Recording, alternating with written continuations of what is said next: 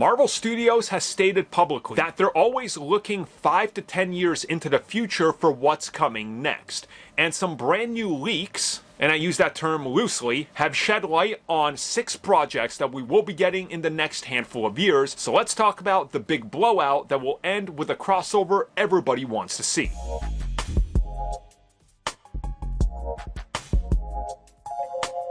A brand new leak, put that in quotation marks, has apparently hit the net. And this is a revelation of all the upcoming projects that will be revealed by Marvel Studios to be in development and coming at us between Avengers Doomsday and all the way up until the Avengers film that's after Avengers Secret Wars. So we're going to have a bit to cover here, so strap yourselves in as we go through 6 projects. First up, Shang-Chi and the Wreckage of Time. This has been something that we know is in the works because they registered the trademarks under Marvel Studios and Marvel Entertainment, but it hasn't been announced yet. Chances are that just like previously, this film will deeply connect to the events of the next Avengers films and, well, be integral to bringing Shang-Chi and, hey, the Wreckage of Time, which seems to be splintering and falling apart, into focus. There has also been rumors that there could be a resolution to the whole Kang issue in this film.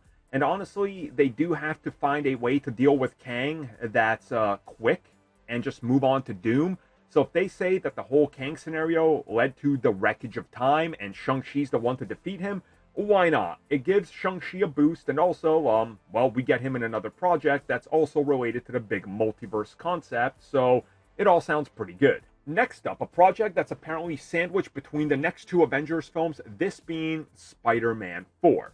Now, this film is set to be part street level, part multiverse, and part building straight off of Doomsday and into Avengers Secret Wars. From what we understand, it's supposed to be a big piece of the big puzzle that is the multiverse, the next Avengers, and what they're planning, and that Tobey Maguire and Andrew Garfield might be returning towards the end of the film to set up their return in Avengers Secret Wars. And if this film is actually coming out in July after Avengers Doomsday, this honestly makes sense. You could almost see it as like an epilogue to Doomsday and also a prequel to Secret Wars that establishes a lot of the concepts we're going to be looking at. Next up, the next Doctor Strange film, which is apparently going to be called Dimension of Darkness. Now, this is one of those rumor titles that's been around for a while. I don't think it has any copyright or anything like that, but people believe it's what the title is going to be just due to certain things that have been said and how they've been talking about the film, about how they want to go into the darkness and different dimensions.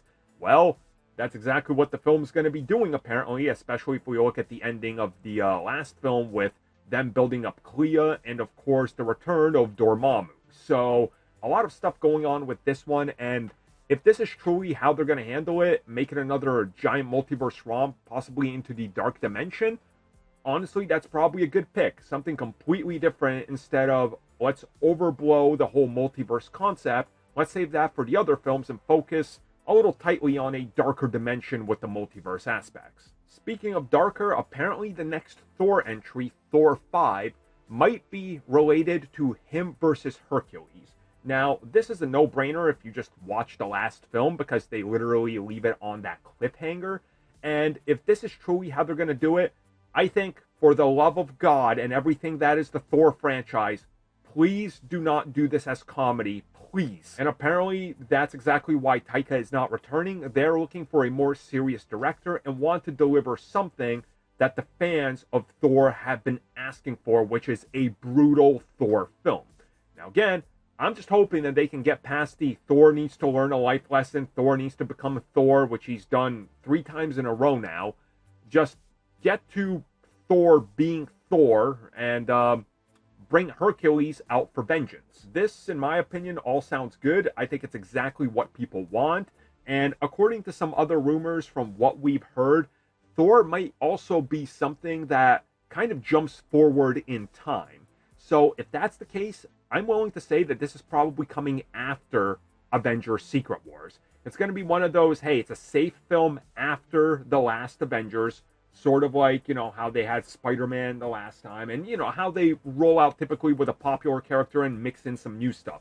I think that that's honestly optimal, and also, hopefully, they can sort of wrap up some of the story that Thor's going to have in the next two Avengers films and how that personally affects him, as well as aging up his daughter, or adaptive daughter, in the film. So that also makes sense in terms of going into a little bit of a darker tone and not so comedic and child-friendly.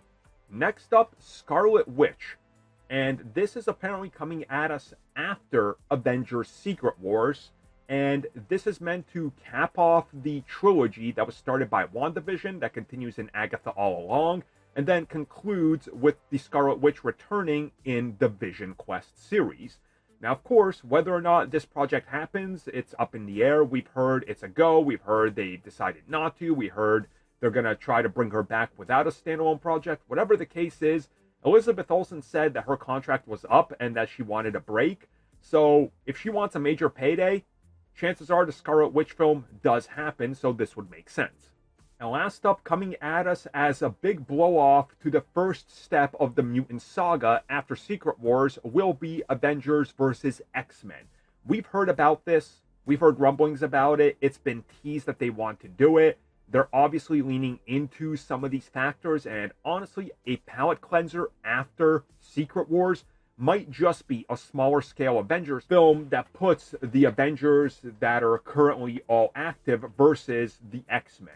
And as I suspected when I did my predictions for what films are coming in the next couple years, I think X-Men is one of the obvious titles you release after Avengers Secret Wars. Probably the first or second one, along with one of the other palate cleansers like Thor. So this to me honestly makes a lot of sense. You start building up a rivalry, you pit these two against each other. At the end it's revealed, hey, hold up, they're not all so bad. They're not exactly hating each other or enemies. There's a common foe they gotta defeat. Whoever that is, again, maybe it's Magneto. Maybe that's how they bring him in. This would be a smart call and something that the fans would automatically show up for, and we're not going to have the same sort of, oh no, is the MCU in shambles because they got no one left like we had after Avengers Endgame. So there we are. That is apparently the full slate of films that we're getting in like the next 3-ish years, and then the few following Secret Wars, which could be within a year to two after it. And honestly, if that's the case, I like this. I think it's a pretty good setup. I think there's something for everybody. It's a little safe. It's like, oh, another Thor, another Doctor Strange, oh, a Wanda film, Avengers, X-Men, Spider-Man 4. Hey, Shang-Chi's new, that's cool, but, But I get it, They gotta be safe. They can't take a risk like Eternals again, so this is what we get. And overall, if this is the case, yeah, I'm ready for it.